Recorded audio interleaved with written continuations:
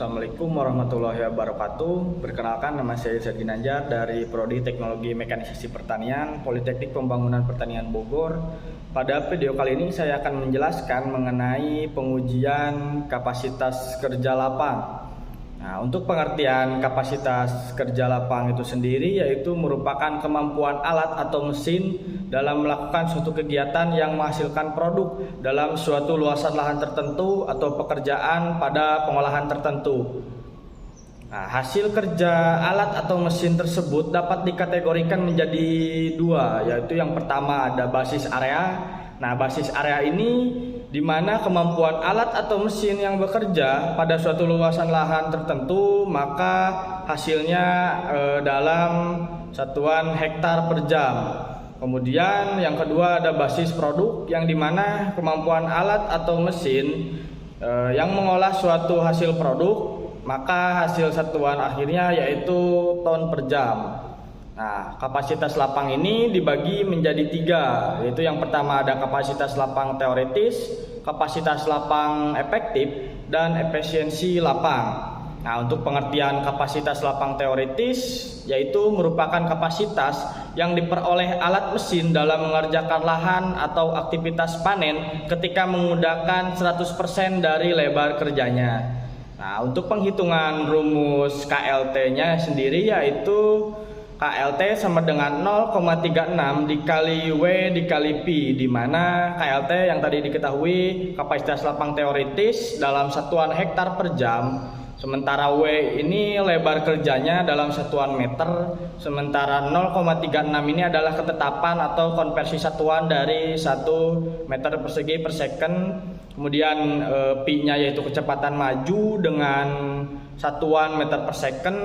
Sementara untuk menghitung kecepatan majunya yaitu Pi-nya ini yaitu didapatkan dengan rumus Pi sama dengan S per T, di mana Pi-nya yaitu kecepatan kerja aktual dalam satuan meter per second, kemudian S-nya juga diketahui jarak tempuh dalam satuan meter, kemudian T-nya itu waktu tempuhnya dalam satuan second atau detik. Pada KLT ini hanya menghitung implemen bajak pada alsintan, kemudian luasan pada lahannya juga itu dihitung juga. Nah, lalu yang selanjutnya yaitu kapasitas lapang efektif, yaitu merupakan rata-rata dari alat itu di lapangan untuk menyelesaikan suatu bidang tanah dan luasan yang diolah dengan waktu kerja. Nah, waktu kerjanya ini yaitu waktu kerja total.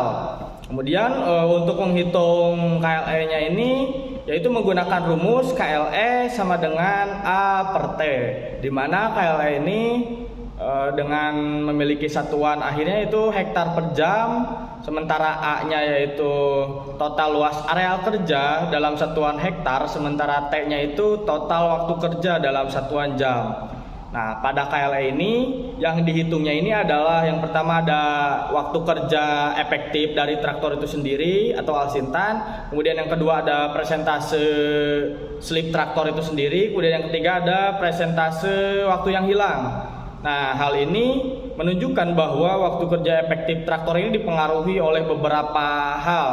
Nah, hal ini yaitu meliputi operator traktornya itu sendiri atau pengendara traktor, kemudian mesin traktornya itu sendiri, kemudian keadaan tanahnya itu sendiri. Nah, jika pengendara traktor ini memiliki keterampilan yang cukup baik, maka waktu kerja efektif yang dibutuhkan akan semakin cepat atau nilainya akan lebih sedikit.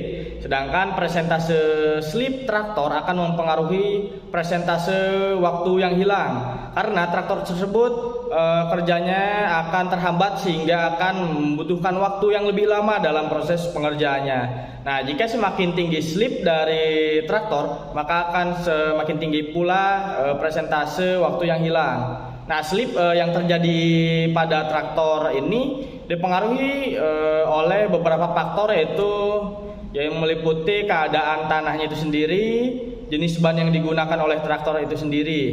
Nah, untuk kapasitas lapang efektif yang dihasilkan oleh traktor menunjukkan luas tanah yang dapat diolah oleh traktor per satuan waktu, sehingga kapasitas lapang yang dihasilkan oleh traktor ini sangat dipengaruhi oleh faktor keterampilan dari pekerjaan dan faktor keadaan tanah yang diolah.